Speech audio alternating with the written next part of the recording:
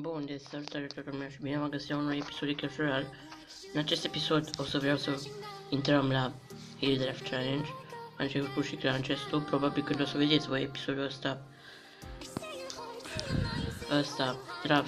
Hill Draft Challenge o să fie probabil cam pe sfârșite, deci da.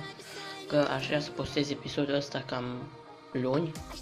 Dacă luni mai aveți timp să urmăriți cum trebuie și am și eu timp să filmez, deci da. Deci hai să intrăm.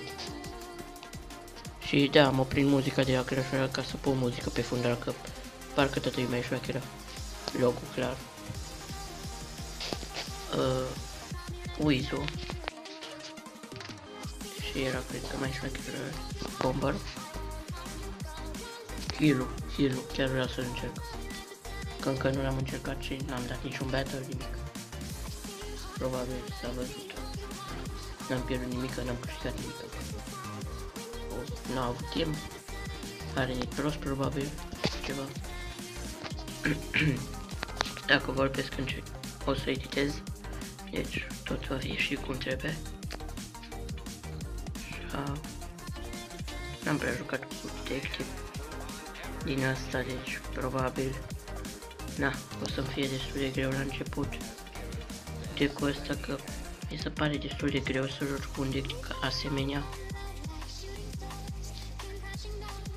Nu, de aici trebuie să dai el pe contraatacul numai. Ai Wizu repede în spate și ar trebui un healing acum, cred că. Da, n-am timp. Nu pot să dau.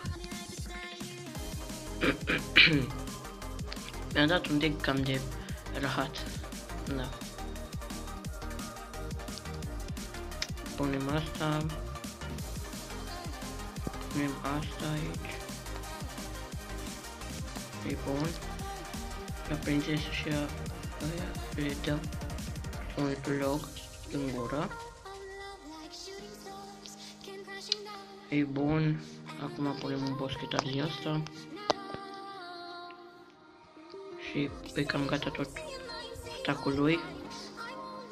Așa, punem bomberul pentru eventual trupe mici sau chestii. Deși nu cred că are. Haide, bomber. Bun. I-am dat destul de mult damage. Și eu cred să iau heal-ul ăsta, că încă nu l-am folosit, dar cred că va fi șmecher. Ok, ar trebui să mă apăr pe partea asta, cred. O să pun un wizard aici. Și un goblin hat aici. Și cred că it's done. E bun, o să pun un heal aici. Perfect, boss. Uite ce fain e heal-ul, bă. Durează puțin, dar șmecherul. Nu. Să pun prințul, o să pun asta. Și o să pun, cred că și logul. Un prilog acolo. Dar nu merge. Mă rog, oricum.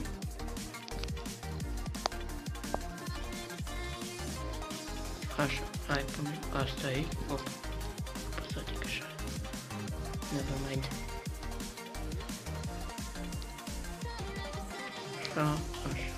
Așa. Bun. Nu mai pun logul. Pun un healing acolo. Da. Oricum. Ei, gata. Gata, battle-ul. Easy. Good game.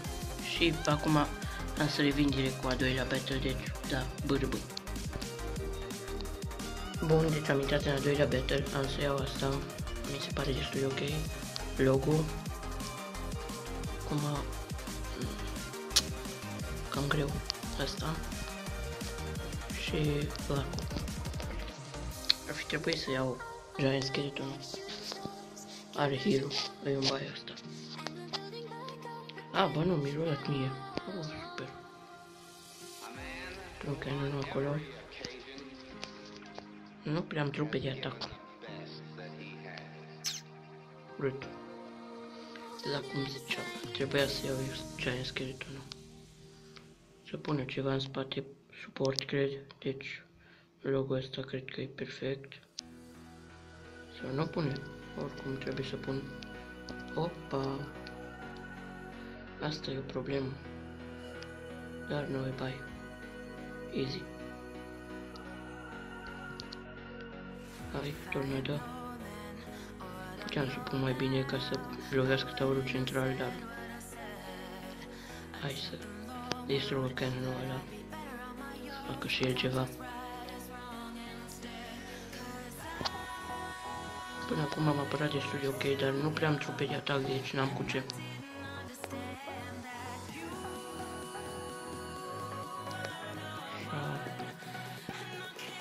No, I can't believe it. N-am cu ce. I-aș fi pus viață, dar... Mi-a dat trupe de la hat, frate, puii mei. N-am ce să-i fac. N-am ce să-i fac.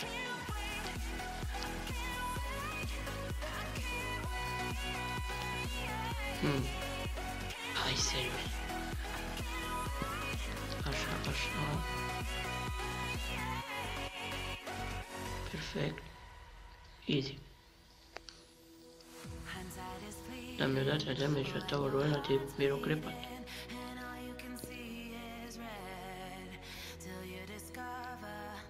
Bun. Punem asta. Punem un prilog acolo. Ca să avem vacuum. Punem yellow, rage-ul, toate. Tot ce se poate. Perfect. No. Opa. Altă problemă.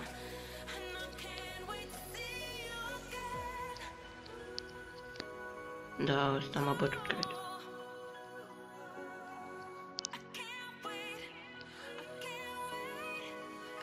Nu, ce să-l atac, frate, în puii mei. Era cei mai proaste trupe care putea să le fac. Să-i dai. Mă, serios, frate. Good game, ce să-i zic. Au, e rău de frate, dar era cel mai de rahat trupe acum, serios. Mai dăm un match și încheiem episodul, că oricum la editare durează mult și până să randează aștept 10 ani. Și apropo, dacă n-ați văzut încă videoclipul special care l-am pus probabil astăzi, adică vineri, atunci voi las un link în descriere să-l vedeți și voi. Cum faceți bani ușor, practic. Și am intrat de pe ăsta, deși nu cred că am făcut bine.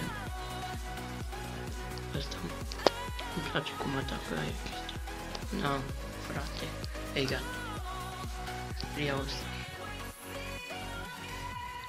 Și un tank mi-ar trebui, deci ăsta. Am un destul de scump, cred că. Sper că mi-a dat chestii bune. Destul de ok. Să-i arăt că am Royal Giant deja. Nu cred că ar trebui. Pentru ăla pun niște arcași aici în spate. Da. E ok. Acum pun Royal Giant-ul. Nu, rat. Așa. Crăpat un pic. Ai. Așa. Asta. Și acum... Asta. Dragonul ăla șmecher și Graveyard-ul, hai frate, crapă-l. Graveyard-ul ăla cred că o să facă ceva. Foarte ok. Nu, eu activat turnul central, ce prost am pus. Uite acolo. Duceți-vă acolo, please. Eu da. Hai.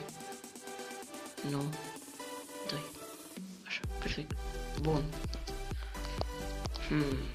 Vreau să dau un contraatac pe partea dreaptă, cred că cu ăla. Cu Inferno Dragon.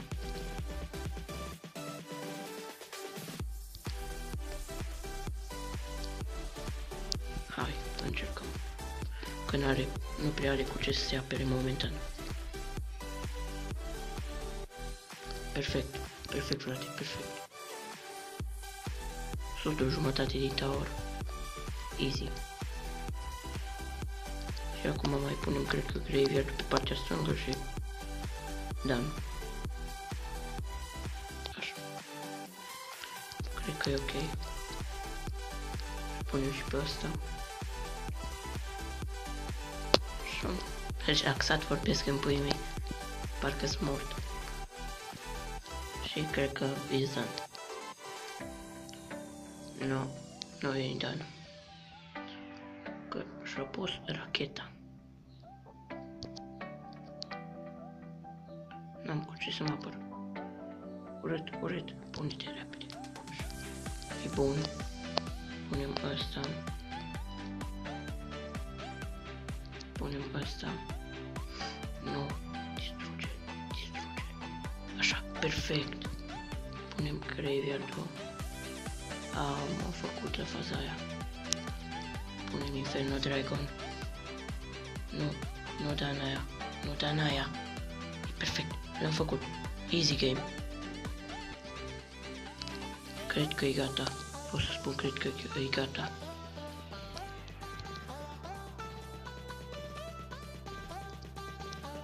E bun ăla.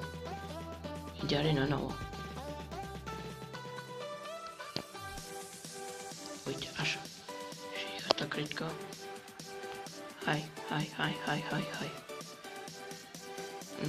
Nu e gata că...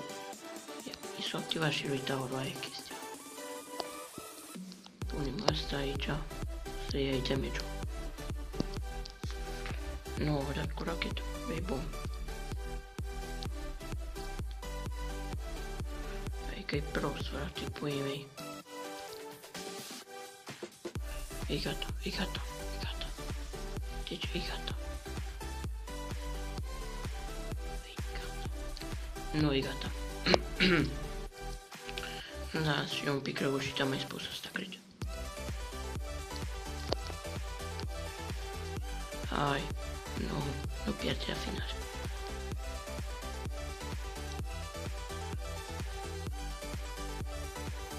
Iară.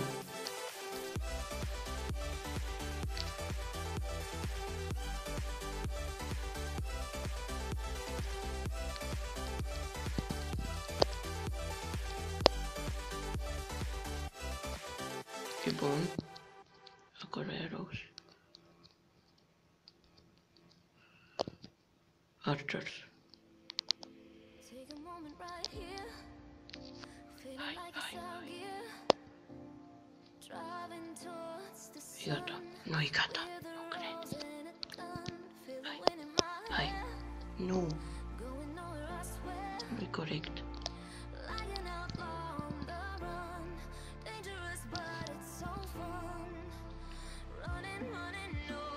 Nu e corect. Hai. E gata. Gata. Good game. Easy. Deci e prea easy, frate. Dar da, oricum, cam atât și pentru acest episod. Am câștigat 2 meciuri în acest episod și am pierdut unul. Un clan făcut jos de heal. Bravo. Hai să scriem bravo acolo. Bravo. Ok. Deci, da, cam atât și pentru acest episod. Noi ne vedem data viitoare. Pa, pa.